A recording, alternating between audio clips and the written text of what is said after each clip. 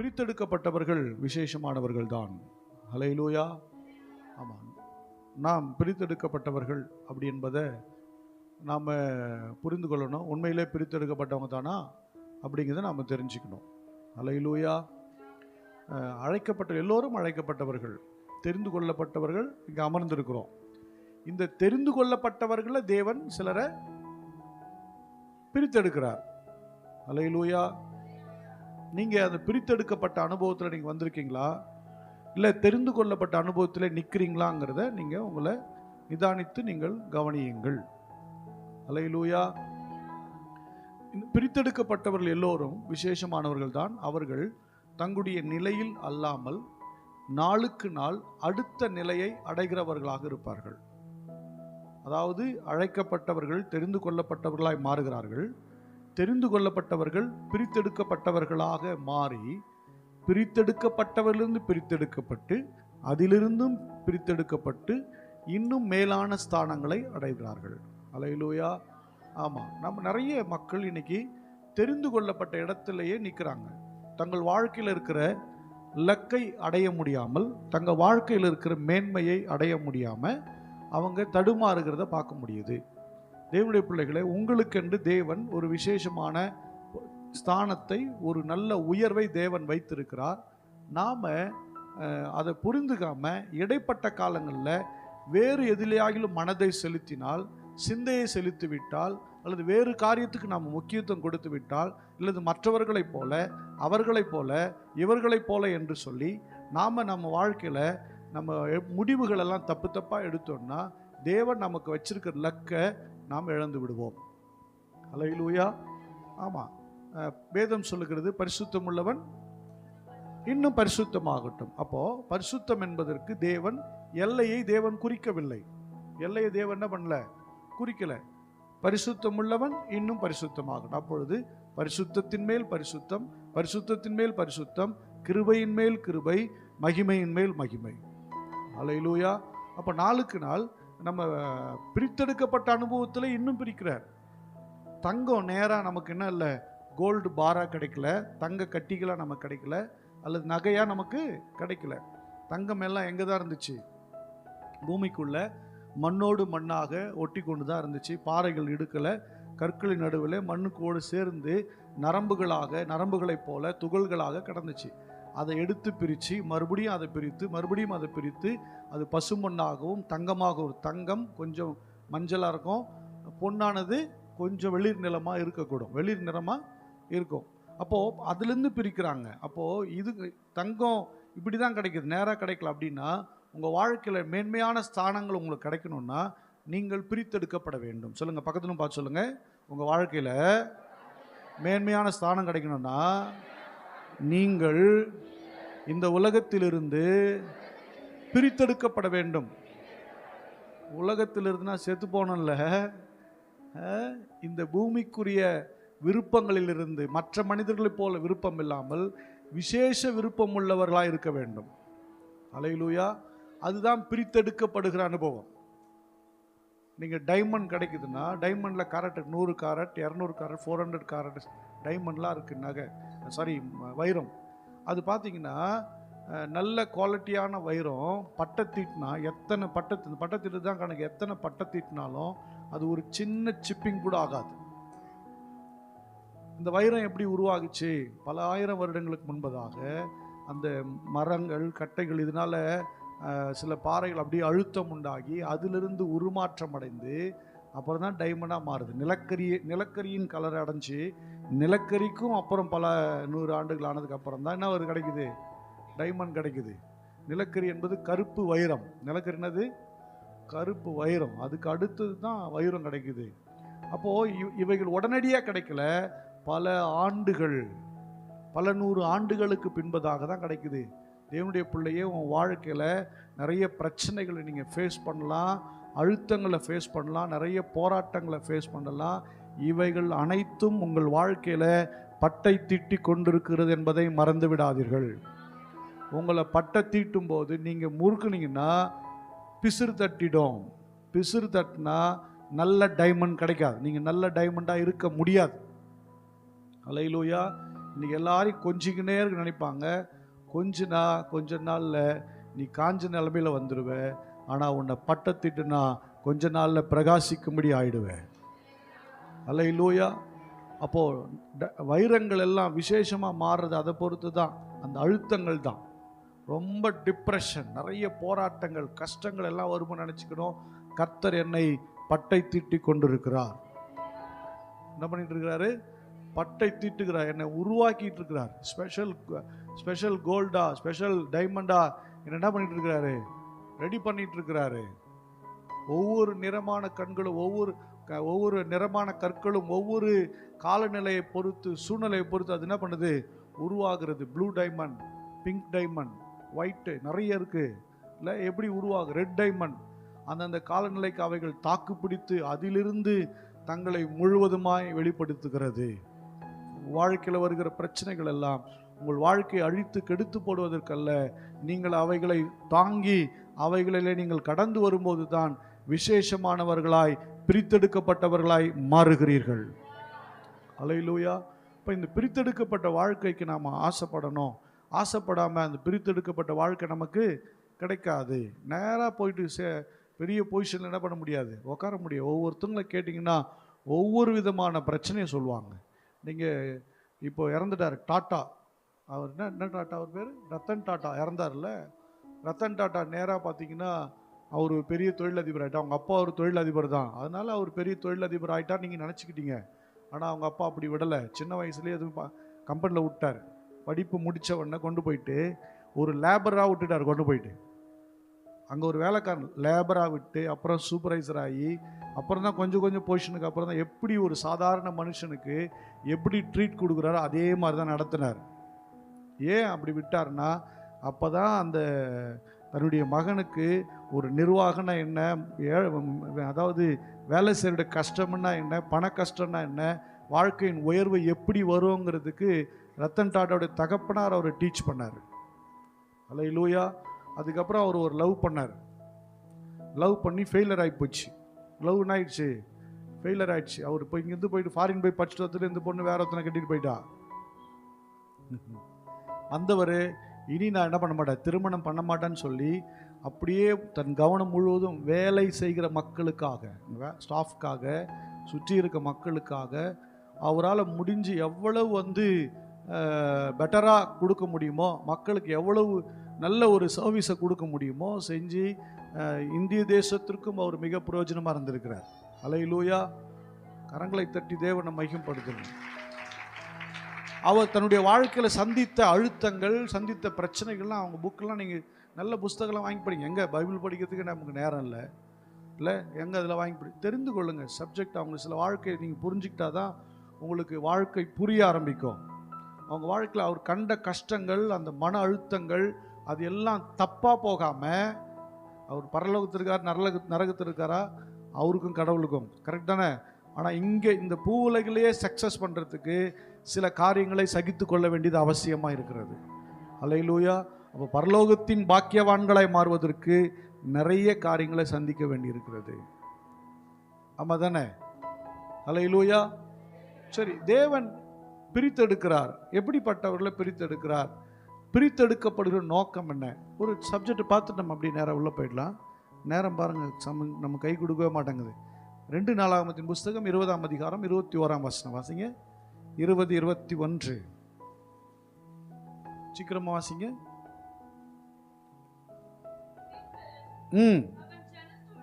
அவன் ஜனத்தோட ஆலோசனை பண்ணி பரிசுத்தமுள்ள மகத்துவத்தை துதிக்கவும், ஆயுதம் அணிந்தவர்களுக்கு முன்னாக நடந்து போய் கர்த்தரை துதிங்கள், அவர் கிருபை என்றும் உள்ளது என்று கர்த்தரை பாடவும் பாடகரை நிறுத்தினான். அவர்கள் பாடி துதி செய்ய தொடங்கின போது யூதாவுக்கு விரோதமாய் வந்து பதவியிருந்த அம்மோன் புத்திரரையும் மோவாபியரையும் சேயீர் மலை தேசத்தாரையும் ஒருவருக்கு விரோதமாய் ஒருவரை கர்த்தர் எழுப்ப பண்ணினதினால் அவர்கள் வெட்டுண்டு விழுந்தார்கள். ஆமா, அவர்கள் வெட்டுண்டு விழுந்தார்கள். என்னன்னா, இங்கே யோசபாத் யூத சாம்ராஜ்யத்துக்கு விரோதமாக அம்மோன் புத்திரர்களும் மோவாபியர்களும் சேயீர் மலதேசத்தாரும் என்ன பண்ணியிருக்காங்க, யுத்தத்துக்கு வராங்க.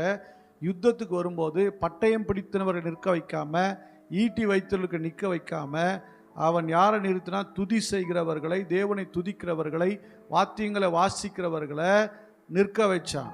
அல்லேலூயா. யோசிச்சு பாருங்க, இப்போ சண்டைக்கு வரவங்ககிட்ட பாடிட்டுன்னா எப்படி இருக்கும்? சண்டைக்கு வரவங்ககிட்ட பாட்டு பாடி இன்ஸ்ட்ருமெண்ட் வாசிச்சா அவங்க எப்படி இருக்கு? என்னடா நான் சண்டைக்கு வரேன், நீ எதுக்கு வர? துதிக்கிறான், பாடுறான், இன்ஸ்ட்ருமெண்ட் ப்ளே பண்ணுறான், அப்படிங்கிற மாதிரி தான் இருந்திருக்கும். ஆனால் இந்த பாடல் குழு ஏதோ திடீர்னு உருவாகலை.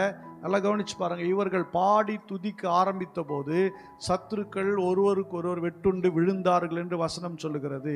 அப்படின்னா இந்த பாடல் குழு எப்போ உருவாச்சு? உடனடியாக உருவாச்சா? இல்லை. இந்த பாடல் குழு ஏற்கனவே உருவானது. இங்கே பாட நிறுத்தணும்னா, சிலர் கொயரில் நிறுத்தணும்னு சொன்னால், ஒன்று குரல் சரியில்லை, ஒன்று கேரக்டர் சரியில்லை. யாரையாவது நிறுத்தணும், யாரையாவது என்ன பண்ணணும், கொஞ்சம் ரெடி பண்ணணும்னு நினச்சோம்னா, ஒன்று குரல் நல்லா இருந்தால் மட்டும் பாட என்ன பண்ணிட முடியாது, கொடுத்துட முடியாது. அல்லேலூயா. கேரக்டரும் நல்லா இருக்கணும், வாய்ஸும் நல்லா இருக்கணும், நிதானமும் இருக்கணும். அல்லேலூயா. அப்போ நல்லா கவனிங்க, ஒரு குழு உருவாக்கணுங்கிறது சாதாரண விஷயம் இல்லவே இல்லை. சில பேருக்கு கூட சேர்ந்து 4 பேர் நின்று பாட விட்டோன்னா ஒருத்தவங்க மட்டும் என்ன பண்ணுவாங்க, நல்லா சத்தம் வரும்னு கேட்பாங்க. சிலர் ரொம்ப தாழ்மையாக சத்தமே வராமல் பாடுவாங்க. என்ன வித்யாவா திவ்யாவா? வித்யா சத்தம் வராமல் அழகாக பாடும், சத்தம் வச்சாலும் இன்னும் கொஞ்சம் சத்தத்தை இறங்கிடும். சில பேர் என்ன பண்ணால், என் குரல் எப்படியாவது வெளியே தெரியணும்னு சொல்லி அடுத்தவங்க குரலெல்லாம் பீட் பண்ணி பாடுவாங்க. ஒரு கொயருன்னா 4 பேர் 5 பேர் 10 பேர் இருந்தாலும் ஒரே மாதிரி இருக்கணும், ஒரு மனதோடு கூட பாடணும். அப்போ தான் அந்த பாடலில் தேவ பிரசன்னத்தை பார்க்க முடியும். அல்லேலூயா. சில பேர் பாட்டு கொடுத்தோம்னா, பாஸ்டர் என் குரலுக்கு மட்டும் என்ன பண்ணிட்டாரு, சவுண்டை கம் பண்ணிட்டாரு. பாஸ்டருக்கு என்னை பார்த்து போகிறான், போயிட்டான் ஒருத்தர் தான், அவர் நான் பாடின மட்டும் கம்மி பண்ணிடுறாரு. அல்லேலூயா. அப்படிலாம் கிடையவே கிடையாது. எது எப்படி எப்படி இருக்கணுமோ அது அப்படி இருந்தால் தான் அழகு. அப்போ ஒரு பாடல் குழுவை உருவாக்குறதுங்கிறது அவ்வளோ கடினமான ஒன்று. ஒரு கொயர் ரெடி பண்ணுறதுங்கிறது, எனக்கு கொயர் ரெடி பண்ணணும்னு ஆசை. கொஞ்ச நாள் கவனிச்சுட்டே இருப்பேன். ஒன்று அப்படி வராமல் இருக்க பார்த்தா டக்குன்னு ஸ்பிரிச்சுவல் விழுந்துடும். இல்லைன்னா வேறு ஏதாவது ஒரு சூழ்நிலை அங்கே ஏற்படும். இல்லைன்னா அதுக்குள்ளே தொண்டை என்ன பண்ணிட்டாங்க, தொண்டை ரெடி பண்ணக்கூடிய சூழ்நிலை இல்லாமல் வேறு ஒரு சூழ்நிலை உண்டாகும். நானும் பார்த்தீங்கன்னா கிட்டத்தட்ட 4 வருஷமாக ஒரு கொயரை ரெடி பண்ண ஆசை இருக்குது எனக்கு. ஆனால் என்ன பண்ண முடியல, உருவாக்கவே முடியல. ஒவ்வொருத்தருடைய ஸ்பிரிச்சுவல் இங்கே வாசிக்கிறவங்களும் எப்படி தான் இருக்கணும், சும்மா இங்கே வந்துட்டு சும்மா டிங்கு இப்படி அடிச்சுட்டே போகக்கூடாது. நானே சொல்லிட்டேன், ஒரு கட்டத்தில் ஸ்பிரிச்சுவல் இல்லைன்னா தேவையே இல்லை, நீ நின்று சும்மா அப்படியே பாடலாம், அதுவும் நல்லாயிருக்கும். அல்லேலூயா. ஆமாம், ஜெபிக்காமல் பைபிள்லாம் படிக்காமல் ஏறாதீங்க, பரிசுத்தம் இல்லாமல் ஏறாதீங்க, தயவுசெய்து ஏறாது. அங்கேயே நில்லு, நாங்கள் அப்படியே பாடிக்குவோம், அப்படியே என்ன பண்ணிக்குவோம், அது சூப்பராக இருக்கும் அது. அல்லேலூயா. அப்போது ஒரு குழு உருவாக வேண்டும் என்று சொன்னால் ரொம்ப முக்கியமானது, ஒரு பரிசுத்தமான குழு திருச்சபையில் என்ன பண்ணணும், உருவாக்கணும். இதை உருவாக்குறதுக்கு அவர்கள் பிரித்தெடுக்கப்பட வேண்டியது அவசியமாக இருக்குது. என்ன பண்ணப்பட வேண்டியதாக இருக்குது, அது பாடல் குழுவாக இருந்தாலும் சரி, சுவிசேஷ குழுவாக இருந்தாலும் சரி, ஜெபிக்கிற குழுவாக இருந்தாலும் சரி, அவர்கள் பிரித்தெடுக்கப்பட்டு செயல்படுத்தப்பட வேண்டியது அவசியமாக இருக்குது. அல்லேலூயா. அதுக்கு தான் என்ன பண்ணுறோம், சுவிசேஷ குழு பிரிக்கிறோம், யூத்தை பிரிக்கிறோம், செயின் ப்ரேயர் டீமை பிரிக்கிறோம், கேர்சல் லீடர்ஸ் டீமை பிரிக்கிறோம். எதுக்கு பிரித்து பண்ணுறோன்னா, எல்லாத்தையும் பிரித்து விடுறதுக்கா? நாம் பிரித்து விடுறது எதுக்கு பிரித்து விடுறோம், அந்த வேலையை மட்டும் பார்க்கணும். கும்பல் கூடி கதை பேசக்கூடாது. எனக்கு இந்த குசுன்னு ஒன்றா சேர்ந்து பேசினா எனக்கு சுத்தமாக பிடிக்காது. ஏன்னா 4 பேர் இல்லை 3 பேர் ஒருத்தன் கூடி சேர்ந்து, அது பெண்ணும் ஆணும் சேர்ந்து பேசினா அங்கே பிரச்சனை வரும். எதையோ ஒன்று உருவாக்கும், எவனையே கெடுப்பான், இல்லை எவ்வளோ கெடுப்பான், இல்லை சபையை கெடுப்பான், இல்லை போதகரை கெடுத்து பேசுவான்.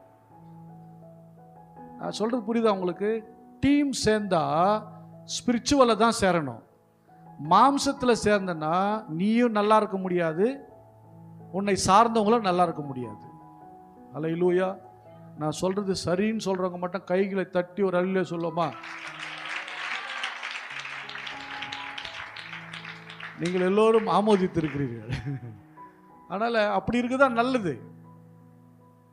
இங்கே டீமை தாவீது ஒரு டீமை உருவாக்குறார். இங்கே இருக்கிற டீம் பார்த்தீங்கன்னா, யூத சாம்ராஜ்யத்தில் உருவான அந்த டீம் பார்த்தீங்கன்னா யார் உருவாக்குனதுன்னா தாவீது உருவாக்குன டீமு. வாசிக்கலாமா, நம்ம போலாமா? ஒன்று நாளாகமத்தின் புஸ்தகம் 15ஆம் அதிகாரம் 7ஆம் வசனம் படிங்க.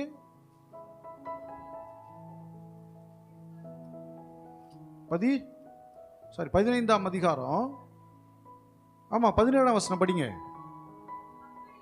அப்படியே யோவேலின் குமாரனாகிய ஏமானையும் அவன் சகோதரரில் பெரகியாவின் குமாரனாகிய ஆசாப்பையும் மெராரியின் புத்திரரான தங்கள் சகோதரரில் கூஷாயாவின் குமாரன ஏத்தானையும். இங்க ஆமா போதும். இதுல பார்த்து நான் காலையில் தப்பா சொல்லிட்டேன். ஏமான் ஏத்தான் ஆசாப்பெல்லாம் அவங்களுக்கு ஒரே அப்பான்னு சொல்லிட்டேன். அது தவறு. அது 3 அவங்க பிள்ளைங்க இருக்காங்க. ஆனால் அவங்க எல்லாருமே லேவியர் குடும்பத்தை சார்ந்தவங்க தான். சரியா? அன்னைக்கு பாடல் குழுவினில் பார்த்தீங்கன்னா 1 யார் இருக்கான்னா ஏமான், 2வது ஆசாப், 3வது யாரு ஏத்தான். 3 டீம், 3 பேர் இருக்காங்க. 3 பேர் லீடர்ஸ் தான். அவங்க 3 பேருமே கொயர் லீடர்ஸ் தான். அவர்கள் பார்த்தீங்கன்னா தேவனுடைய சமூகத்தில் பாடலை நடத்தக்கூடியவங்க. வாசிங்க பார்க்கலாம். 19 படிங்க. அப்படியே 13 அவங்க பாடகராகிய ஏமானும் ஆசாப்பும் ஏத்தானும் பஞ்சலோக கைத்தாளங்களை தொனிக்க பண்ணி பாடினார்கள். போதும். இங்க 3 பேர் சொல்ற, பாடகராகிய ஏமான், ஆசாப், ஏத்தான். இப்போ இதுல பாத்தீங்கன்னா ஏமான் எந்த இடத்துல இருக்கிறாரு? ஃபர்ஸ்ட் பிளேஸ்ல இருக்கிறாரு. செகண்ட் பிளேஸ்ல யார் இருக்கா? ஆசாப் இருக்கிறாரு. 3வது பிளேஸ்ல யார் இருக்கிறா? ஏத்தான் இருக்கு. இப்போ இந்த 3 பேர் இருக்கிறாங்க. 3 பேரும் பாடத்தலை. இவங்க தான் பஞ்சலோக கைத்தாளங்கள். இல்லை இந்த ஜால்ரா அடிக்கிறது அது மாதிரி இன்ஸ்ட்ருமெண்ட் ப்ளே பண்ணுறதுலாம் இவங்க திறமையானவங்களா தான் இருக்கிறாங்க. 3 பேரும் நல்ல லீடர்ஸ், தாளங்களை போட எல்லா விதமான கிருபை பெற்றவங்கள தான் இருக்கிறாங்க. எனக்கு அன்பானவர்களே, தேவ சபையில் கர்த்தருடைய பிள்ளைகள் தங்களுடைய திறமைகளை வளர்த்து கொள்ளணும். அல்லேலூயா. ஆமாம், இன்னைக்கு ஏதோ ஒரு மூலையில் ஒரு பையன் உக்காந்துருக்கலாம், ஏதோ ஒரு பொண்ணு பக்கம் உக்காந்துருக்கலாம். அவங்க அப்படியே தான் உக்காந்துருக்கணும் கட்டாயம் கிடையாது. அவர்கள் கர்த்தருடைய சமூகத்தில் ஆலயத்தில் வருகிற பிள்ளைகள் பாடவும் எழுதவும் பேசவும் சுவிசேஷம் சொல்லவும் தேவ அன்பை வெளிப்படுத்தவும் நாளுக்கு நாள் நீங்கள் கற்று தேரணும். வசனத்தை வாசிக்கிறத தேரணும். வசனத்தை எழுதுகிறதுல இப்போ நான் இங்கே பிரசங்கம் பண்ணுறேன். நீங்கள் பிரசங்கத்தை அழகாக ஒரு சப்ஜெக்ட் மாதிரி எழுதலாம். எழுதல நீங்கள் தேரணும். நீங்கள் எடுத்துகிட்டு வந்து கொடுத்தீங்கன்னா உங்கள் சார்பாகவே ஆசிரியர்னு போட்டு புக்கை வெளியிடலாம். அல்லேலூயா. பிரசங்கித்து நான் பிரசங்கியத்தை என்னுடைய பிரசங்கம் போட்டுட்டு நீங்கள் அது ஆசிரியர்னா போகலாம். அப்படின்னா யாருன்னா இதெல்லாம் யாருக்கிட்டனா இங்கே திறமைகளை வளர்த்து கொள்ள வேண்டியது உங்ககிட்ட தான் இருக்குது. அல்லேலூயா. நீங்கள் அதை உதாசீனப்படுத்தினீங்கன்னா நீங்கள் ஒரு காலமும் உங்கள் பிளேஸை விட்டு மாற முடியாது. அடுத்தவங்களை பார்த்து பொறாமப்பட்டு அடுத்தவங்களை பார்த்து ஏன்னு பார்த்துருக்குல ஒரு பிரயோஜனமும் கிடையாது. நீங்கள் உங்கள் திறமைகளை பிரித்தெடுக்கப்பட்ட அனுபவத்தில் நீங்கள் வரணும்னா நாளுக்கு நாள் தேவ கிருபையில், வசனத்தில், பரிசுத்தத்தில், ஜபத்தில் ஒவ்வொரு திறமைகளை நீங்கள் வளரும்போது நீங்கள் பிரித்தெடுக்கப்பட்ட அனுபவத்தில் நீங்கள் வளர்ந்து பெருக ஆரம்பிப்பீங்க. அல்லேலூயா. ஆமாம், இங்கே பாருங்கள், நிறைய சினி ஃபீல்டெல்லாம் கூட சினி ஃபீல்டில் அரசியலில் தங்களுடைய அடுத்த தலைமுறை என்ன பண்ணுவாங்க? இன்ட்ரடியூஸ் பண்ணுவாங்க. அடுத்த தலைமுறை உருப்படாது. ஏன்னு கேட்டிங்கன்னா அவர்கள் தகப்பனை நம்பி வந்தவங்க, இல்லை யாரோ ஒரு இன்ஃப்ளூயன்ஸில் சில பேர் ரெக்கமெண்ட் பண்ணியிருப்பாங்க, அவங்களுக்காக இன்ஃப்ளூயன்ஸில் பணத்தை செலவு பண்ணியிருப்பாங்க, எல்லாம் பண்ணியிருப்பாங்க. ஆனால் அவங்க என்ன பண்ணாலும் என்ன பண்ண முடியாது? ஏறியே வர முடியாது. அரசியலில் கூட ஏறி வர முடியாது. பொதுக்காரில் ஏறி வர முடியாது. தொழிலில் கூட பாருங்களேன், ஒருத்தர் நல்ல தொழில் பண்ணியிருப்பார், அவங்க தகப்பனார் இல்லை அவங்க ஃபேமிலி வம்ச வழியாக சூப்பராக தொழில் பண்ணிட்டுருப்பாங்க. ஆனால் அடுத்த தலைமுறை என்ன பண்ண முடியாது? அதை பண்ணவே முடியாது. ஏன் அப்படின்னா அவங்க தலைமுறை நம்பி வந்தாங்க. ஆனால் தேவனுடைய பிள்ளையே, தலைமுறையோ யாருடைய இன்ஃப்ளூயன்ஸோ யாருடைய சப்போர்ட்டை நீ எதிர்பார்க்காத. நீ கர்த்தருடைய கிருபையை நம்பி நாளுக்கு நாள் பிரித்தெடுக்கப்பட்ட அனுபவத்தில் வா. கர்த்தர் உன்னை உயர்த்துகிற உயரங்கள் பெரிதாகத்தான் இருக்கும். அல்லேலூயா. யாரும் அதை தடுக்கவே முடியாது. யாரும் என்ன பண்ண முடியாது? அதை தடுக்கவே முடியாது. எந்தவித இதுவும் செய்யவே முடியாது. நம்ம வாசிக்கலாம் பாருங்கள். நமக்கு நேரம் குறைவாக இருக்கிறனால இதுலேயே பார்த்தீங்கன்னா ஸ்பெஷலாக ஆசாப்பை மட்டும்தான் நான் நீங்கள் பார்க்க போகிறோம். ஆசாப் பார்த்தீங்கன்னா, ஆசாப் அப்படின்னு சொன்னால் சேகரிப்பவர்னு அர்த்தம். என்ன அர்த்தம்? சேகரிப்பவர் அல்லது திரட்டுபவர் அப்படின்னு அர்த்தம். ஆசாப்னா ஆசாப் தேவனுடைய சமூகத்திலிருந்து எதை சேகரித்தார் நான் நினைக்கிறேன்னா, தேவனுடைய கிருபையை அவர் சேகரித்து கொண்டார். ஹல்லேலூயா. தேவனுடைய பிள்ளைகள் ஒவ்வொரு நாளும் தேவ கிருபையில் நாம் வளர வேண்டியது அவசியமாக இருக்கிறது. அந்த ஆசாப் 12 சங்கீதங்கள் எழுதினார். எத்தனை சங்கீதம் எழுதினார்? 12 சங்கீதம் எழுதினார். முதல் சங்கீதம் 50வது சங்கீதத்தை அவர் தான் எழுதினார். எல்லாருக்கும் டக்குன்னு ஞாபகம் வரும். சங்கீதம் 50:15 ஆபத்து காலத்தில் என்னை நோக்கி கூப்பிடு, நான் உன்னை விடுவிப்பேன், நீ என்னை மகிமைப்படுத்துவாயின்னு சொல்லி நம்ம ஓவராலாக என்ன சொல்லுவோம், மொத்தமாக எல்லோரும் என்ன சொல்லுவோம், ஓவராலாக என்ன சொல்லுவோன்னா எல்லா சங்கீதம் தாவீது எழுதினாருன்னு சொல்லுவோம்ல. ஆனால் 50ஆம் சங்கீதம் தாவீது எழுதின சங்கீதம் இல்லை, ஆசாப் எழுதின சங்கீதம். அவர் சொல்கிறாரு, ஆபத்து காலத்தை என்னை நோக்கி கூப்பிடு. நீ எங்கே சபையில் போனாலும் சரி, இந்த வசனம் இல்லாத சர்ச் இருக்காது, இந்த வசனம் தெரியாத சண்டே ஸ்கூலில் பிள்ளை இருக்க மாட்டான், இந்த வசனம் தெரியாத பெரியவங்க இருக்க மாட்டாங்க. எல்லாருக்கும் தெரியும். ஏன்னா ஆசாப் ஒரு பக்தி உடையவன், தேவனுக்கு பயந்தவன். அவன் எழுதின சங்கீதம் இன்னைக்கும் பேசுகிறது. அல்லேலூயா. ஆமாம், நான் இந்த வசனத்தை கொண்டே ஒருத்தருடைய சாட்சியை நான் கேள்விப்பட்டேன். இந்த வசனம் எனக்கு கேட்டுச்சு, அப்போ தான் நான் ரட்சிக்கப்பட்டேன்னு சொல்லி. எனக்கு அன்பான தேவனுடைய பிள்ளையே, அன்றைக்கே எழுதின ஆசாப் எழுதின சங்கீதம் இன்றைக்கும் பேசுகிறது. ஹல்லேலூயா. அவர் எழுதின சங்கீதத்தில் அடுத்தது 73லிருந்து அவர் எழுதியிருக்காரு. ஒரு சங்கீதம் முடிஞ்சிச்சா?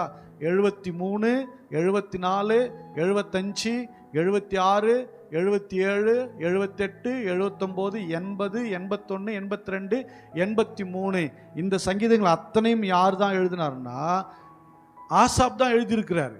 அல்லேலூயா. இவரை பாட தானே சொன்னாங்க, சங்கீதம் எழுத சொன்னாங்களான்னு பார்த்தீங்கன்னா, அவர் தேவனோடு இருந்த அன்பினாலே, தேவனோடு இருக்கிற உறவினாலே, பரிசுத்தத்தை விரும்பினபடினாலே உலகத்தை குறித்த ஒரு வேறுபாடு அவருக்குள்ள தனியாகவே இருந்தது. அல்லேலூயா. பிரித்தெடுக்கப்பட்டவன் வாழ்க்கையில் மற்றவங்கள போல இல்லை, அவன் செப்பரேஷனாக இருப்பான், அவன் எக்ஸ்ட்ராக்ஷனாக இருப்பான், ஆனால் அவன் ஸ்பெஷலாக இருப்பான். தேவனுடைய கிருபை அவன் மேல் இருக்கிறது. அல்லேலூயா. ஆமாம், செப்பரேஷன். நிறைய பேர் செப்பரேட் பண்ணிக்குவாங்க, தனிமைப்படுத்திக் கொள்வார்கள். நான் சொல்ல போகிறேன், செப்பரேட் பண்ணிக்காதீங்க, செப்பரேஷனாக இருங்க. உங்களை தனிமையாக்கி கொள்ளாதீங்க, பிரித்தெடுக்கப்பட்டவர்களாக இருங்க. பாவத்திலிருந்து, அசுத்தத்திலிருந்து, பொல்லாத மனிதரிலிருந்து, பொல்லாத சுபாவமுடைய மனிதரிலிருந்து உங்களை பிரித்து கொள்ளப்பட்டவர்களாக இருங்க. தனிமையாக எழுதாதீங்க. தனிமை ரொம்ப ஆபத்து. ஆனால் பிரித்தெடுக்கப்பட்ட அனுபவம் விலையேற பெற்ற ஆசீர்வாதத்தை கொண்டு வரும். அல்லேலூயா. ரொம்ப பேசினோம்னா, ஐயோ எல்லாரும் கெட்டவங்க, எல்லாரும் மோசமானவங்கன்னு செப்பரேட் ஆகிடும். செப்பரேட் ஆகாத, செப்பரேஷன் ஆகிடு. பிரித்தெடுக்கப்பட்ட அனுபவத்தில் வந்துரு. அல்லேலூயா. இந்த அனுபவத்தை தான் தேவன் என்ன பண்ணுகிறாரு, விரும்புகிறார். 12 சங்கீதத்தில் பார்த்தீங்கன்னா நிறைய வசனத்தை எடுத்து கொடுக்க முடியும். எனக்கு நேரம் ஒத்துழைக்குமான்னு தெரியல, வாசிங்க பார்க்கலாம். சங்கீதம் 73:1 எனக்கு ரொம்ப பிடிக்கும் அந்த வசனத்தை. டக்குன்னு படிங்க வேகமா. ஆமாம், சுத்த இருதயம் உள்ள இஸ்ரவேலருக்கு தேவன் நல்லவராகவே இருக்கிறார். ரொம்ப டக்குன்னு எனக்கு இந்த வசனம் பிடிக்கும், டக்குன்னு வரும். நீங்கள் கூட என்னுடைய மெசேஜில் அதிக நேரம் கேட்கலாம். ஏன்னா சுத்த இருதயம் உள்ள இஸ்ரவேலருக்கு தேவன் எப்பயும் நல்லவருன்ட்டார். அல்லேலூயா. ஆமாம், அதில் எந்த சந்தேகமும் இல்லை. 13ஆம் வசனம் சொல்கிறது, நான் விருதாவாகவே என் இருதயத்தை சுத்தம் பண்ணி குற்றம் இல்லாமல் என் கையை கழுவினேன். அவர் சொல்கிறேன், நான் எந்த பாவம் பண்ணலாம், ஆனாலும் நான் என்னை கழுவி சுத்தமாக்கிறேன் ஆண்டவர், ஏன்னா நான் உங்களோடு பேசணும். அல்லேலூயா. அப்புறம் பாருங்களேன், 28 படிங்க. 28ஆம் வசனம் சொல்லுகிறது பாருங்க, எனக்கோ தேவனை அண்டிக் கொண்டிருப்பதே நலம், நான் உமது கிரியைகள் எல்லாம் சொல்லி வரும்படி கர்த்தராகிய ஆண்டவர் என் மேல், ஆமாம் அல்லேலூயா, ஆண்டவர் மேல் என் நம்பிக்கையை வைத்திருக்கிறேன். அப்போ என்னன்னா, அவர் அந்த நீங்கள் சங்கீதம் அவர் எழுதின சங்கீதம் பார்த்தீங்கன்னா, உலகத்துக்கும் அவருக்கும் ஒரு வேறுபாடு, பொல்லாத மனுஷனை குறித்து தனக்கும் ஒரு வேறுபாடு இருக்கிறத அவர் காமிச்சிக்கிட்டே இருப்பார். அதுதான் பிரித்தெடுக்கப்பட்ட அனுபவம். எல்லாரை போல நாளில் நான் தேவனுடையவன், நான் விசேஷமானவன், நான் தேவனை சார்ந்திருக்கிறவன். அல்லேலூயா. இதுதான், இந்த செப்பரேஷன் தான் எப்பயும் காமிக்கணும். பிரித்தெடுக்கப்பட்ட அனுபவம் உள்ள வாழ்க்கையில் இது எப்பொழுதும் பார்க்க முடியும். சங்கீதம் 74:3 படிங்க பார்க்கலாம்.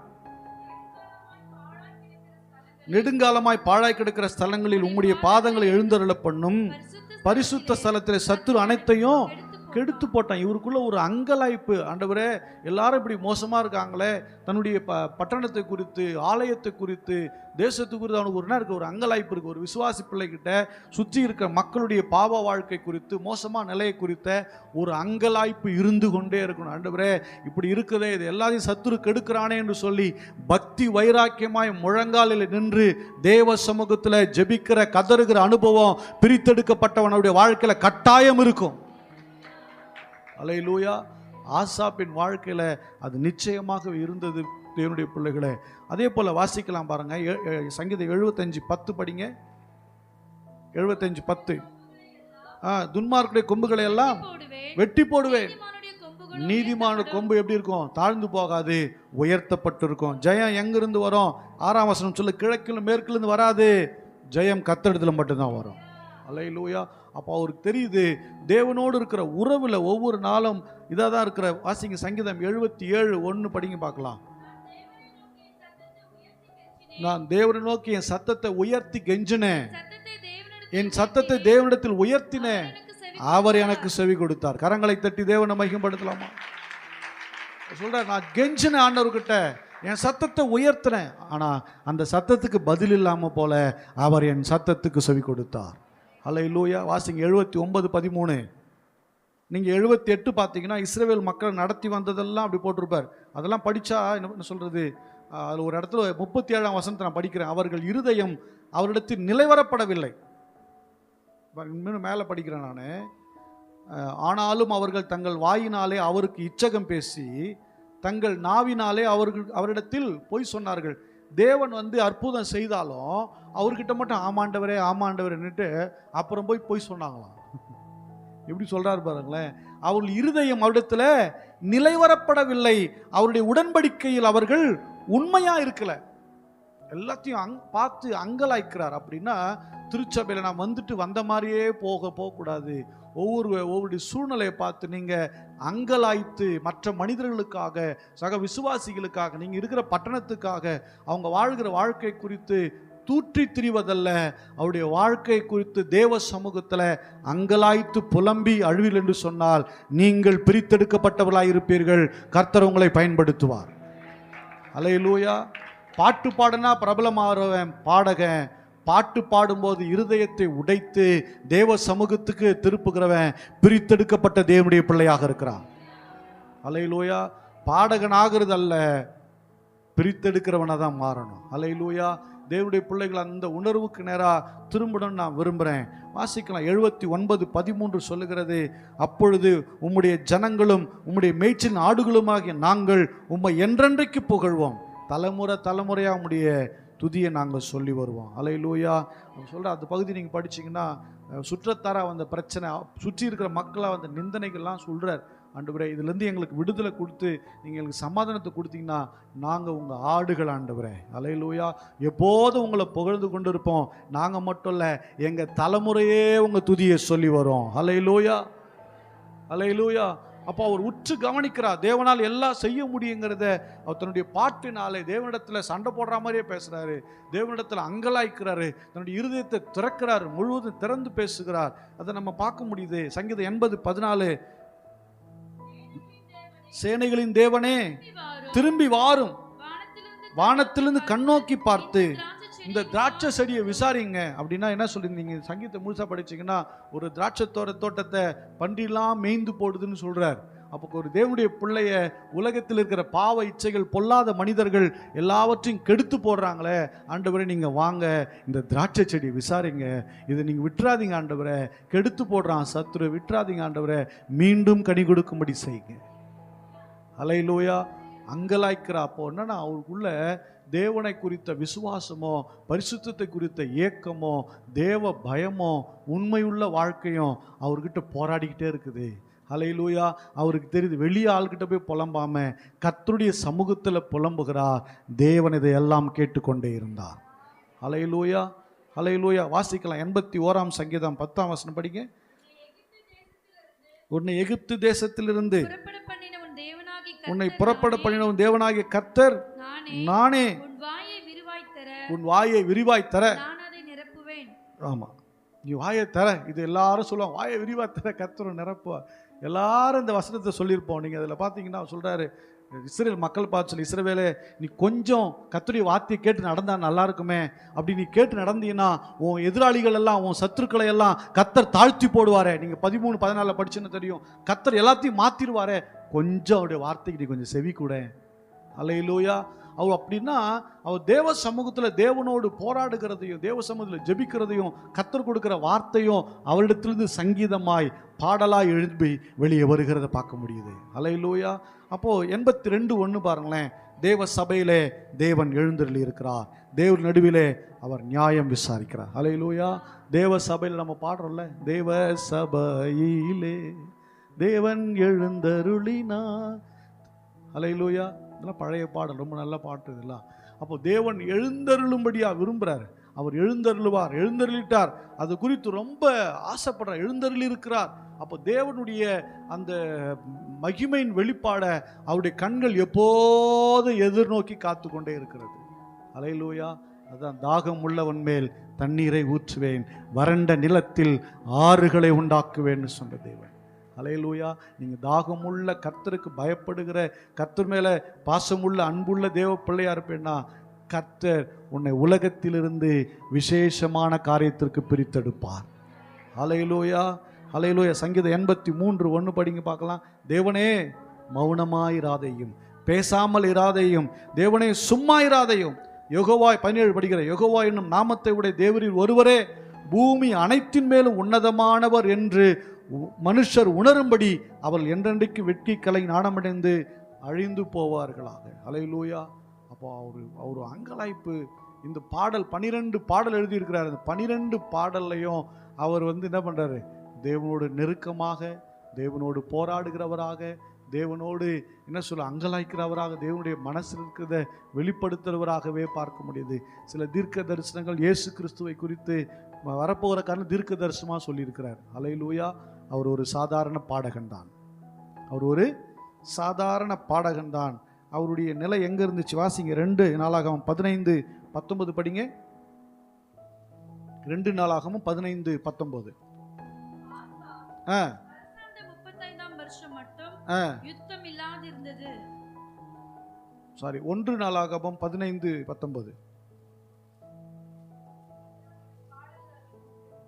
19வது. ஓகே. 22 படிங்க.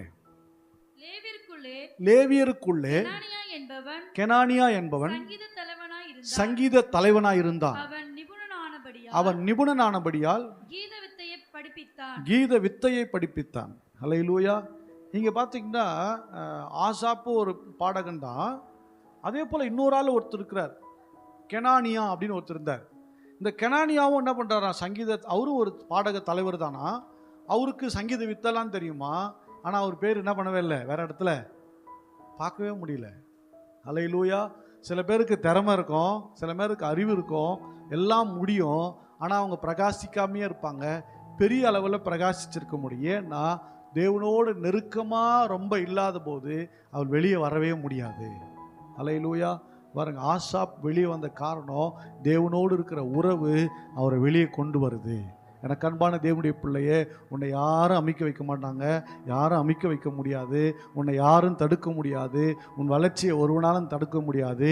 நீ கர்த்தருக்குள்ள உண்மையாக இருந்தா, கர்த்தருக்கு பயபக்தியாக இருந்தா, பரிசுத்தமாக இருந்தா, யாரும் உன்னை அடக்கி வைக்கவோ தடுக்கவோ உன் வளர்ச்சியை தடுக்கவோ யாராலும் முடியாது. ஆனால் உனக்கு திறமையே இருந்தாலும் நீ கர்த்தருக்கு பிரியம் இல்லாமல் இருந்தீங்கன்னா நீ வெளியே பிரகாசிக்கவே முடியாது. இந்த கெனானியா பார்த்தீங்கன்னா எல்லா திறமை இருக்குது, ஆனால் பெரிய அளவில் இல்லை. ஏதோ பேராவது எழுதிட்டார், அது வெளியே சந்தோஷம் இல்லை. ஒரு பெரிய இதில் கிளாஸ்லாம், மியூசிக் கிளாஸ்லாம் எடுத்திருக்கிறார், ஆனால் என்ன பண்ண முடியல, பெரிய அளவில் பிரகாசிக்க முடியவில்லை. எனக்கு அன்பான தேவனுடைய பிள்ளையே, நீங்கள் உங்கள் வாழ்வை குறித்து கொஞ்சம் ஜாக்கிரதையாக இருங்கள். அல்லேலூயா. நீங்கள் பார்த்தீங்கன்னா படிங்க, 1 நாளாகமம் 16ஆம் அதிகாரம் 4ஆம் வசனத்தை படிக்கலாம்.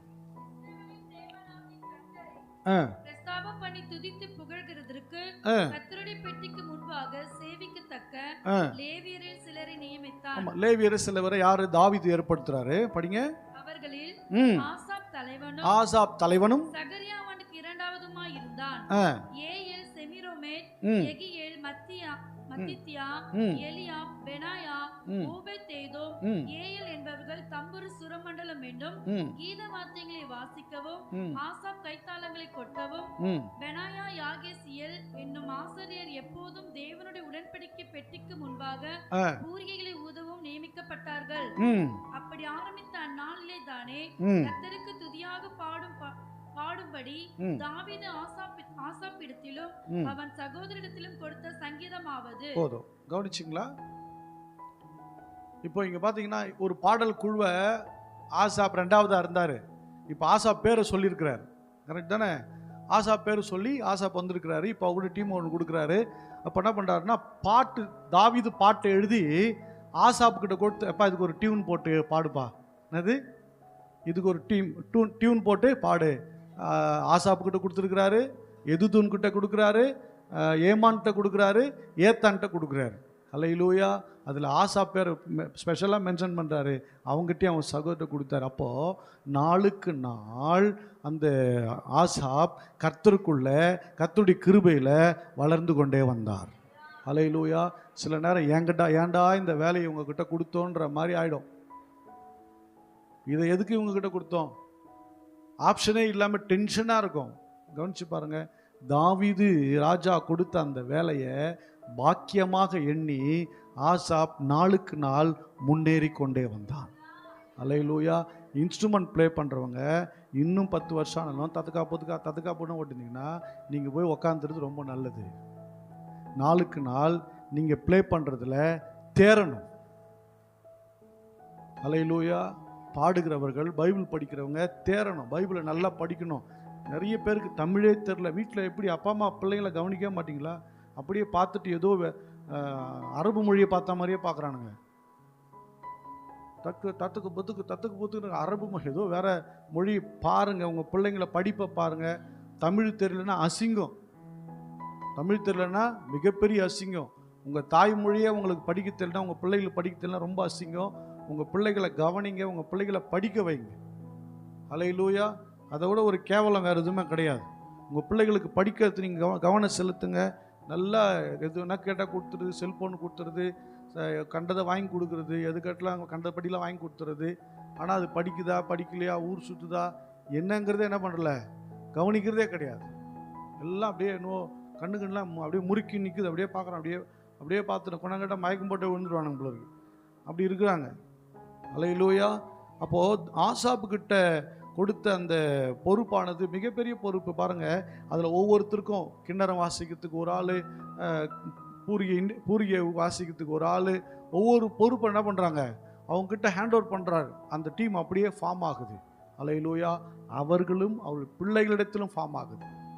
அல்லேலூயா. நீங்கள் பழங்காலத்து சபையில் பார்த்தீங்கன்னா சில ஃபேமிலிஸை அப்படியே அந்த கொயர்னா அந்த ஃபேமிலி தான் ஃபுல்லாக பார்க்கும். அவங்க ஃபேமிலி ஃபுல்லாக ஒரு 10-15 பேர் இருப்பாங்க. அவங்க ஃபுல்லாக டீம் பொறுப்பெடுத்து இன்ஸ்ட்ருமெண்ட் வாங்குறது, ரிப்பேர் ஆனாலும் பார்த்துக்கிறது, எல்லாம் அவங்களே பண்ணி அவங்களே நியூவாக டியூன் செட் பண்ணி பாட்டு கூட எழுதி அவங்களே பாடுவாங்க. வேறு லெவலில் இருக்கும். பார்த்தீங்கன்னா ஃபுல்லாக ஆண்டவர்கள் டெடிகேட் பண்ணியிருப்பாங்க. நம்முடைய பெந்தகோஸ்து சபைகளில் தான் கேவலம் ஒரு பாட்டு ஹிட் ஆயிடுச்சுன்னா அவர் சூப்பர் ஹீரோ ஆகிடுவார். அவருக்கு டேட் புக் பண்ணோம், அவர் வரும்போது கார் கொடுக்கணும், அவர் கண்ணாடி வேறு மாதிரி போட்டுவார், கோட்டு வேறு மாதிரி போட்டுன்னு வரும்போது அவர் போயிட்டு வாங்கன்னு போய் வரவே இருக்கலன்னா பாஸ்டர் என்னை எப்படி கூப்பிடாமக்கிறாரு, யார் அவர் கூப்பிடு, என் லெவல்னா தெரியுமான்றாங்க. அல்லேலூயா. உனக்கு எவ்வளவு திறமை இருந்தாலும் சபைக்கும் போதகனுக்கும் அடங்கலைன்னா உன் திறமை, உன் கிருபை, உன் தாளந்து எல்லாம் குப்பை தொட்டி தான். அது பிரயோஜனமே கிடையாது. கர்த்தர் அது எப்படி தெரியுமா, ஒரு எச்சில் மாதிரி நினைப்பார். அது எவ்வளவு திறமை இருக்கட்டும், தேவனுடைய சபைக்கும் ஊழியனுக்கும் கீழ்ப்படிந்து அடங்கியிருக்காத கிருபையும் தாளந்தும் ஒன்றுக்கும் பிரயோஜனப்படவே படாது. அதுக்கு சினிமாக்காரன் சூப்பராக வாசிக்கிறேன் இல்லை, சினிமாக்காரன் சூப்பராக பாடுறானே, அதுக்கு நம்ம கைத்தட்டு போலாமே, அப்படி தானே? தேவ மகிமையினால தான் நம்முடைய தாளந்துகள் பிரகாசிக்க ஆரம்பிக்கிறது. எதனால? தேவ மகிமையில தான். அல்லேலூயா. நாம் பாடும்போது கண்ணீரோடு கதறி இருதயம் மாறி அர்ப்பணித்து சுகமடைகிறான், பாவம் நீங்குது. அவன் பாடுமா நீங்குதா? கட்டி கரையுதா? கேன்சர் போகுதா? ஏன்? இது பிரசன்னத்தினால் பாடுகிற பாட்டு, அது அசுத்தாவினால் பாடுகிற பாட்டு. இது தேவ பிரசனத்தினால் இன்ஸ்ட்ருமெண்ட்டை ப்ளே பண்றது, அது அசுத்தாவினால ப்ளே பண்றது. ரெண்டுக்கும் வித்தியாசம் இருக்கு. அப்போ இதற்கு கொடுக்க வேண்டிய கனமும் மரியாதையும் வேற மாதிரி இருக்கணும். உங்க திறமையை ப்ரூவ் பண்றது இடம் இல்லை, தேவ மகிமையை வெளிப்படுத்துகிற இடம் இது. அல்லேலூயா, அல்லேலூயா. ஆமா, கட்ட குரலா இருந்தாலும் கர்த்தருக்குள்ள இருந்து பாடும்போது அது அபிஷேகத்தை கொண்டு வரும், சுகத்தை கொண்டு வரும், அசுத்தாவி அலரும், வியாதி நீங்கும், போராட்டம் நீங்கும், இருதயத்துல பாரம் நீங்கும், சமாதானத்தை கொடுக்கும். அல்லேலூயா. தானாகவே அப்படியே உள்ளிருந்து ஒரு கிளர்ந்து எழும்போம் கண்ணீர் இல்லை.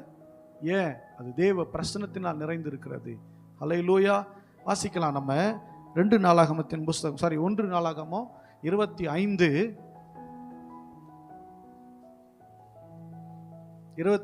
படிங்க பார்க்கலாம். மேலும் சுரமண்டங்களாலும் தம்புருகளாலும் கைத்தாளங்களாலும் தீர்க்க தரிசனம் சொல்லுகிற ஆசாப், ஏமான், எதுத்தூன் குமாரரில் சிலரை தாவீதும் தேவாலய சேனைகளின் பிரபுக்களும் ஊழியத்துக்கென்று பிரித்து வைத்தார்கள். தங்கள் ஊழியத்தின் கிரியைக்கு குறித்து வைக்கப்பட்ட மனுஷர்களின் தொகையாவது. ஆமா, கவனிச்சு பாத்தீங்களா? முதல்ல 2வது இருந்த ஆசாப் ஒரு சாதாரண தலைவனா அறிமுகப்படுத்தப்பட்டார். அதுக்கப்புறம் இப்ப எப்படி அறிமுகப்பட்டு தீர்க்க தரிசனம் சொல்லுகிற, என்னது தீர்க்க தரிசனம் சொல்லுகிற ஆசாப். செகண்ட் பொசிஷன் இருந்தவர் தான் தேவனோடு இருக்கிற உறவு அதிகமானதுனால, தேவனுடைய வார்த்தையை தியானிச்சதுனால, தேவனுடைய அதிசயங்களை தியானிச்சதுனால 2வதாக இருந்த ஆசாப் 1வது இடத்திற்கு வந்து விட்டார். எப்படிப்பட்ட டைட்டிலோட வராருன்னா தீர்க்க தரிசனம் சொல்லுகிற ஆசாப்னு வரார். அல்லேலூயா. எனக்கு அன்பான தேவனுடைய பிள்ளையே, நீ ரட்சிக்கப்பட்டது ஏதோ ஒரு வியாதியிலையோ பலவீனத்திலோ போராட்டத்திலே வந்திருக்கான். விசுவாசத்தை அறிந்த பின்பு, சத்தியத்தை அறிந்த பின்பு, நாளுக்கு நாள் வளர்ந்து அதிலே கனி கொடுக்கிற அனுபவத்தில் நீங்கள் வந்து ஏதோ ஒரு மூலையில் இருக்கிற நீங்கள் முதல் இடத்துல வரும்படி தேவன் விரும்புகிறார். அல்லேலூயா. என் சபையில் ஒரு மூலையில் கிழிந்த சட்டையோடு இருந்த நான் தான் இன்னைக்கு அநேகருக்கு பிரயோஜனமாக கர்த்தர் மாற்றி வச்சிருக்கிறார். என்னை மட்டும்தான் மாற்றுவாரா? உனக்கும் அது நடக்கும். உன்னையும் பயன்படுத்த முடியும், உன் வாழ்க்கையை கர்த்தர் மாற்ற முடியும், உன்னையும் பிரயோஜனப்படுத்த முடியும். அல்லேலூயா. ஏதோ ஒரு மூலையில் எனக்கு அன்பான தேவனுடைய பிள்ளையே நல்லா புரிஞ்சுக்குங்க. 2வதாக இருந்த ஒரு ஆசாப் தீர்க்கதரிசியாகிய ஆசாப்னு சொல்கிறார். இல்லை, எவ்வளோ ஒரு பெரிய விஷயம் இல்லை?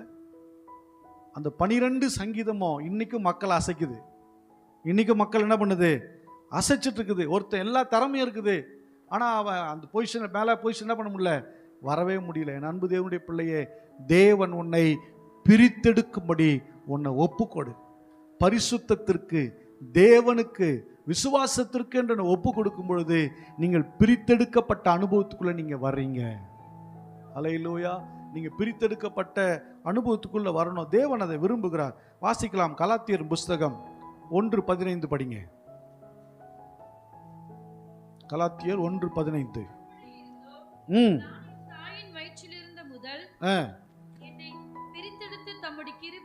என் தாயின் வயிற்றில் இருந்தது முதல் என்னை பிரித்தெடுத்து தம்முடைய கிருபையினாலே அழைத்த தேவன். ஆமா, அப்போஸ்தலனாகிய பவுல் சொல்றாரு, என்னை தாயின் வயிற்றில் இருக்கும் போதே என்னை கர்த்தர் தெரிஞ்சு என்னை பிரித்தெடுத்தார், என்னை அழைத்து என்ன பண்ணாரு? பிரித்தெடுத்தார். நீங்க பாருங்க, அப்போஸ்தலனாகிய பவுல் வந்து பாத்தீங்கன்னா அவர் வந்து ஒரு யூதன் தான். ஆனா அவங்க குடும்பத்தை சுற்றி எல்லாரும் தேவனை இயேசு கிறிஸ்து அறியாத போது இவரை மட்டும் கர்த்தர் அழைத்து தெரிந்து கொண்டு பிரித்தெடுத்தாராம். அல்லேலூயா. செப்பரேஷன். உங்கள் குடும்பத்தில் யாராரோ எப்படி இருக்கிறாங்க, உங்களை சார்ந்தவங்க எவ்வளோ பேர் எப்படியோ இருக்கலாம், ஆனால் உங்களை கர்த்தர் பிரித்து கொண்டு வந்தார். உன் குடும்பத்திலிருந்து பிரித்து கொண்டு வந்தார், உன் வம்சத்திலிருந்து பிரித்து கொண்டு வந்தார், நீ இருந்த பட்டணத்திலிருந்து கர்த்தர் பிரித்து கொண்டு வந்தார், உன் தலைமுறையிலிருந்து உன்னை பிரித்து கொண்டு வந்தார். அல்லேலூயா. பிரித்தெடுக்கப்பட்ட நோக்கத்தை நீங்கள் புரிஞ்சு முன்னாடி வாங்க. அல்லேலூயா. நீங்கள் முன்னாடி வாங்க. அப்பொழுது கர்த்தர் உங்களை பயன்படுத்துவதற்கு மிக பிரயோஜனமாக இருக்கும். வாசிங்க பார்க்கலாம். ரோமருக்கு நிருபம் 1:1. இயேசு கிறிஸ்துவின் ஊழியக்காரனும் அப்போஸ்தலன் ஆகும்படி அழைக்கப்பட்டவனும் தேவனுடைய சுவிசேஷத்திற்காக பிரித்தெடுக்கப்பட்ட அழைத்தவனுமாகிய பவுல். பாருங்க, ஊழியனாக இருக்கிற நான், என்னை கர்த்தர் எதுக்கு பிரிச்சுட்டாரு? அப்போஸ்தலனாக பிரிச்சுட்டார். இன்னைக்கு நிறைய அப்போஸ்டல்ஸ் வந்துட்டாங்க. கொஞ்ச நாளான அப்போஸ்தல் போட்டுக்கிறாங்க வச்சுங்களேன். இந்த அப்போஸ்டல் ஆக்சுவலி அப்போஸ்தலர் அப்படின்ற ஒரு டைட்டில் வைக்கணும்னா அவங்க தேவனை தரிசிச்சிருக்கணும். இயேசு கிறிஸ்து என்ன பண்ணியிருக்கணும்?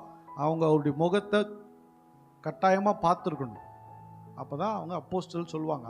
அது இப்போ உள்ள காலங்களில் சொல்லிக்கலாம். ஆனால் அப்போ அப்படி இல்லை. இயேசுவோடு இருந்தவங்க, இயேசுவோடு சாப்பிட்டவங்க, இயேசுவோடு தூங்கினவங்க, இயேசுவோடு இருந்த அவங்க தான் யார்?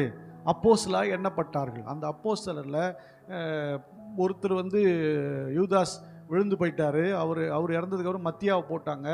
அதுக்கப்புறம் பார்த்தீங்கன்னா கடைசியாக அப்போஸ்தலர் ஆகிய யார்? பவுலை சேர்க்குறாங்க, அப்போஸ்தலனாக சேர்க்குறாங்க. அவர் கூடவே இல்லவே இல்லை. அவர் சொல்றார், கிறிஸ்துவின் அச்சு அடையாளங்களை நான் தரிச்சிருக்கிறேங்கிறாரு. ஹல்லேலூயா. நீங்கள் யோசிச்சு பாருங்க. அவர் சொல்றாரு, என்ன புறஜாதிகளுக்கு சுவிசேஷத்தை சொல்லும்படி பிரித்து எடுத்திருக்கிறார். ஹல்லேலூயா. உன்னை எதுக்கு பிரிக்கிறாரு? சில பேர் அடுத்தவங்க குடும்பத்தை பிரிக்கணும் ரொம்ப ஈஸியாக பிரிச்சுறது, பிரித்து விடுறதுல சூப்பராக பிரித்து விட்டுறது. அந்த வேலையை தேவனுடைய பிள்ளைகள் செஞ்சாதீங்க. ஒரு 2 நல்ல நட்பு இருக்கா, அங்கே போயிட்டு ஏதோ ஒன்று பண்ணி கெடுத்துடாதீங்க. நல்ல நட்பு, நல்ல குடும்பங்கள், அவங்களுக்கு எல்லார்ட்டையும் ப்ளஸ் மைனஸ் இருக்கும். கேட்டதெல்லாம் போய் சொல்கிறேன், பிரித்து விடுறான். பைபிள் சொல்லுது. நான் கேட்டதானே சொன்னேன், எல்லாத்தையும் கேட்டதெல்லாம் போய் சொல்லிடுவியா? அப்படி சொன்னாவே பிரிச்சுறன்னு அர்த்தம். கோல்காரனுடைய வார்த்தை விளையாட்டு போல் இருக்கும், ஆனால் இருதயத்தில் என்ன பண்ணுமா? தைக்குமா. இப்போ நிறைய விஷயம் பார்த்தீங்கன்னா இது மாதிரி நிறைய காரியங்களை மக்கள் பண்ணி பிரிக்குது. அதெல்லாம் வேணாம். சுவிசேஷத்தை சொல்வதற்கு தேவன் என்னை பிரித்தெடுத்திருக்கிறார். ஹல்லேலூயா. நீங்கள் ஒவ்வொருத்தரும் சுவிசேஷத்தை சொல்வதற்கு பிரித்தெடுக்கப்பட்டவர்களாக இருக்க வேண்டும். ஹல்லேலூயா. அந்த அனுபவத்துக்குள்ளே வாங்க. அப்போஸ்தலன் பவுல் அதை தான் சொல்கிறார். என்ன அதுக்காக என்ன ஆகும்படி பிரிச்சு? அப்போஸ்தலன் ஆகும்படி. அப்படின்னா அவர் அப்போ என்ன ஆகலை. எப்படி அப்போ ஆகலை? ஹல்லேலூயா, ஹல்லேலூயா. அப்போ நாளுக்கு நாள் அவர் தேவனோடு இருக்கிற உறவில், தேவனிடத்திலிருந்து வாங்கின வார்த்தையினாலே அவர் அப்போஸ்தலனாக மாறுகிறார். ஹல்லேலூயா. ஆமாம், தேவனிடத்தில் வார்த்தை கேட்டோம். இன்னைக்கு இப்போ புதிய ஏற்பாட்டில் இருக்கிற 13 நிருபங்கள் ப்ளஸ் எபிரேயர் ஒரு கேள்வியில் இருக்குது. மொத்தம் 14 நிருபம் வச்சுக்கலாம். 14 நிருபங்களையும் அப்போஸ்தலனாகிய பவுல் தான் எழுதினாரு, வேற யாரும் எழுதலை. பேதுரு 2 நிருபம் எழுதியிருக்காரு, யோவான் 3 நிருபம் எழுதியிருக்கிறார், இன்னொரு யோவான் என்ன பண்ணியிருக்காரு? ஒரு தீர்க்க தரிசன புத்தகத்தை எழுதியிருக்கிறார். வேற யாரும் என்ன பண்ணல. அப்போது அப்போஸ்தலனே அல்ல, அது இயேசுவோடு வாழ்ந்தவர் அல்ல, அவர் எழுதின சத்தியங்கள், அவருக்கு கிடைச்ச ரெவலேஷன்ஸ் பார்த்தீங்கன்னா புதிய ஏற்பாட்டு திருச்சபை நிறுத்துகிறது. ஹல்லேலூயா. அதனால பின்னாடி இருந்த அப்போஸ்தலனாகிய பவுல் முன்னாடி அப்போஸ்தலனா வந்துட்டார். கரங்களை தட்டி தேவனை மையப்படுத்தலாமா? உலகத்தில் இருக்கும் மற்ற அப்போஸ்தலனை தெரியுமா தெரியாதுன்னு தெரியல, அப்போஸ்தலனாகிய சென்ட் பாலை எல்லாருக்குமே தெரியும். ஹல்லேலூயா. புதிய ஏற்பாட்டு திருச்சபை நிற்க வைக்கிறவராக இருக்கு. எனக்கு அன்பான தேவனுடைய பிள்ளையே, நீங்கள் பிரித்தெடுக்கப்பட்டதில் விசேஷமானவர்களாக எழும்பணும். உங்களை பிரித்தெடுத்தார் என்பதை விளங்க பண்ணணும். அதுக்குன்னு எல்லா தலையை போய் முன்னாடி காட்டணும்ல. நீ இருக்கிற இடத்துல கர்த்தருக்குள்ள உன்னை வெளிப்படுத்த யாரை உன்னை வெளிப்படுத்த தேவையில்லை. கர்த்தர் தானாகவே உன்னை பிரகாசிக்க பண்ணுவார். ஹல்லேலூயா. அப்போஸ்தலர் நடபடிகள் 12ஆம் அதிகாரமா? அப்போஸ்தலர் நடபடிகள் 13:2 படிங்க. 13:2. அவ்வளோதான், முடிச்சிட்டேன். அவர்கள் கர்த்தருக்கு ஆராதனை செய்து கொண்டிருந்த போது, உபவாசித்துக் கொண்டிருந்த போது, பர்னபாவையும் சவுலையும் தான் அழைத்த ஊழியத்திற்காக அவனை பிரித்து விடுங்கள் என் பரிசுத்த ஆவியான திருவுளம் பற்றினார். ஹல்லேலூயா. உபவாசி ஜெபம் பண்ணும்போது கர்த்தருடைய ஆவின்னு பிரித்து எடுக்கணும். தானாகவே பிச்சுன்னு ஓடக்கூடாது. எனக்கு இந்த அழைப்பு குத்துக்கிறாரு, அந்த அழைப்பு குத்துக்கிறாரு, இதை குத்துக்கிறாரு. யாரும் ஊழியக்காரனுக்கு தெரியாமல் உனக்கு ஒன்றும் கொடுக்க மாட்டா. அப்படி கொடுத்துன்னு சொன்னான்னா அது பொய்யான தீர்க்க தரிசனம். ஜாக்கிரதையாரு. ஹல்லேலூயா. உனக்கு கொடுக்கப்பட்ட ஊழியனுக்கு தெரியாமல் அழைப்பு கொடுத்துருவாரா? அது எப்படி கொடுப்பாரு? அது கொடுப்பாரா? அப்படிலாம் எந்த அழைப்பும் கிடையாது. உன் போதகனுக்கு தெரியாமல் ஒரு அழைப்பை உனக்கு என்ன பண்ண மாட்டார்? கொடுக்க மாட்டார். ஹல்லேலூயா. சொல்கிறாரு, அவனை நான் அழைத்த ஊழியத்திற்காக, புறஜாதிகளுக்கு சுவிசேஷ ஊழியத்துக்கு என்ன பண்ணுங்க? பவுலையும் பர்னபாவையும் பிரிச்சிருங்க. 2 பேரும் ஒன்றா போகிறாங்க. இடையில பர்னபாவுக்கும் பவுலுக்கும் சின்ன வருத்தம் வருது. பர்னபா சொல்கிறாரு, என் சொந்தக்கார பையன் மார்க்கை கூட்டிகிட்டு போகலாம். அவன் வேணாம்ப்பா, நீ மட்டும் வா. இல்லை நான் வந்தால் தான் வருவேன். சரி போய் விட்டு போயிடாரு. நான் ரொம்ப ப்ராக்டிக்கலாக சொல்கிறேன். சில நேரம் இவங்க வந்தால் தான் நாங்கள் ஒரு ஊழியத்துக்கு, அவங்கள விட்டா எப்படி அப்படின்னா நீ எப்படியே போயிடு. அல்லேலூயா. நீ பாட்டு உனக்கு கொடுத்த பவுலையும் பர்னபாவையும் பிரிச்சாரு. பவுல் பர்னபா மார்க்கை பிரிச்சாரா? பிரிக்கல. யாருக்கு என்ன அழைச்சா நீங்கள் மட்டும் வாங்க, ஜோடி சேர்த்துக்கலாம், நிற்காதீங்க. அல்லேலூயா. சில பேர் ரெண்டு பேராக பிரிப்பார். கர்த்தர் பாருங்க கரெக்டாக பவுலையும் பர்னபா அழகாக பிரிச்சு கொண்டு வந்தார். அவங்களுக்கு என்ன ஊழியத்தை கொடுத்தா அவங்க செய்யட்டும். அப்படியே இன்னைக்கு ஒட்டி உரசின்னு இருப்பீங்க, நாளைக்கு என்ன பண்ண ரத்தம் வந்துடும். முதல்ல வருஷமும் நல்லா இருக்கும், ஐயோ என்ன பிரதர், என்ன சிஸ்டர், ஐயோ அழகாக இருக்குதே, நல்லா இருக்குதே, இவ்வளோ பேசுகிறோம் அவ்வளோ பேசுகிறோம். நாளைக்கு புண்ணாயிட்டு ரணகலமாக நிற்கக்கூடாது. அல்லேலூயா. உங்களை தேவன் பிரித்தெடுத்த நோக்கத்தை அறிந்து புரிந்து இணைந்து ஊழியனோடு இணைந்து வாருங்கள். அல்லேலூயா. ஆமாம். அதுக்கப்புறம் பவுலுக்கு சப்ஜெக்ட் இருக்குது, பர்னபாக்கு சப்ஜெக்ட் இருக்குதா? விஷயம் என்னன்னா, பவுலுக்கு நிறைய தெரியாது. நிறையன்னா பாஸ்டர்ஸ் நிறைய பேர் தெரியாது, சபைங்களுக்கு தெரியாது. பர்னபாக்கு தான் தெரியும். ஆனால் பர்னபா அட்ரஸ் எல்லாம் போயிட்டாரு. பவுல் டாப்பில் வந்துட்டார், அப்போஸ்தலனாவே மாறிட்டார். கரங்களை தட்டி தேவனை மையப்படுத்தலாம். பிரித்தெடுக்கப்பட்ட அழைப்பில் நிற்கணும். யாரையும் நீ பார்க்காத, யாரையும் பார்க்காத. அவங்கள பார்த்தீங்கன்னா நீ தான் கெட்டு போவ, உன் வாழ்க்கை தான் கெட்டு போகும். அல்லேலூயா. யாரையும் பார்க்க மாட்டேன்னு சொல்ற ஒரு அல்லேலூயா சொல்லுங்க. எல்லாரையும் பார்ப்பேன்னு சொன்ன ஒரு அல்லேலூயா சொல்லுங்க. யாரையும் கவனிக்க கூடாது. உனக்கென்று கர்த்தர் வைக்கப்பட்ட லக்கை நோக்கி நீ பிரித்தெடுக்கப்பட்டவனாய் வா, கர்த்தர் உன் கூட இருப்பார். அல்லேலூயா. நம்மளை எழுந்து நின்று கர்த்தரை நோக்கி ஸ்தோத்திரம் பண்ணுவோம். அல்லேலூயா. Price God. பிரித்தெடுக்கப்பட்ட வாழ்க்கை என்பது அது விசேஷமானது. நம்ம போன வாரம் கூட பார்த்தோம். பிரித்தெடுக்கப்பட்டவன் பதிவிட வைக்கிறவன் தான் இருக்கிற இடத்துல அக்கினியை வெளிப்படுத்தினான், சத்ருவின் எல்லைகளை அழித்தான், சத்ருவின் கிரியைகளை அழித்தான், பொல்லாங்கின் அதிகாரங்களை அழித்ததை போல நீ கர்த்தருக்குள்ள பிரித்தெடுக்கப்பட்டவர்களாக யுத்த புருஷர் நின்னா. பார்த்தீங்க, யுத்த புருஷருக்கு பாரு யார் நிறுத்தினாரு? துதிக்கிற நிறுத்துறாங்களா? அவங்க என்னைக்கோ தெரிந்து கொள்ளப்பட்டவங்க, என்னைக்கோ பிரிக்கப்பட்டவங்க. சில நேரம் அது பாடகர் தானே, அவன் என்ன பண்ணிட முடியும்னு தான் நினச்சிருக்கலாம்ல. ஆனால் ஒரு நாள் அந்த பாடல் குழு சத்ருவினுடைய அதிகாரங்களை முறியடிக்க பண்ணினது, சத்ருக்கள் மாறி மாறி வெட்டி விழும்படி செய்தது. அப்படி துதிக்கிறவர்கள் என்பது சாதாரணமானவர்கள் அல்ல. அல்லேலூயா. தேவனுடைய பிள்ளையே, கர்த்தரை நீ உற்சாகமாய் ஒரு மனமாய் ஏகோபித்து ஆராதிக்கும் போது நீ சாதாரணமாக தான் தெரியும். நீ முழங்கால் படியிட்டா, நீ வாய் திறந்து துதித்தா, கர்த்தர் உனக்கு எதிராக இருக்கிற சத்ருவின் அதிகாரங்களை, சத்ருவின் பாளையங்களை கர்த்தர் நிர்மூலமாக்கி போடுவா. எதிராக இருக்கிற சத்ரு அதிகாரத்தை விழ பண்ணுவா. ஏனென்றால் நீ பிரித்தெடுக்கப்பட்டவன், நீ பிரித்தெடுக்கப்பட்டவள். நல்ல கரங்களை